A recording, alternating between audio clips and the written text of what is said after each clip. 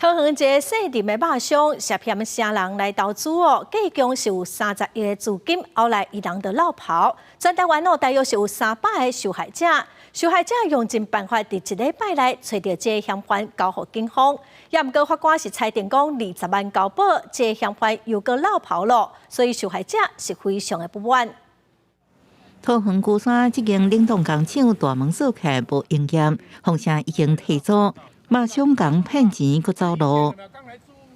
一个拉一个，一个介绍一个啊！大家都有看到工厂加工厂规模很大。后来五月份到9月，很多人都没拿到。他们是真的很怪，他真的花很多钱去改装里面，这样年前才开始说要在这里做，然后之后4月开幕吧，好像9月还10月，他们就都东西又搬走了。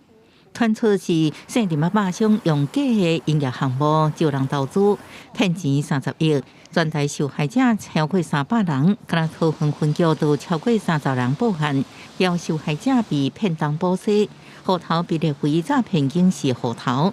县里的被告被桃园地院裁定10万交保了后，佫逃走，引起被害者不满。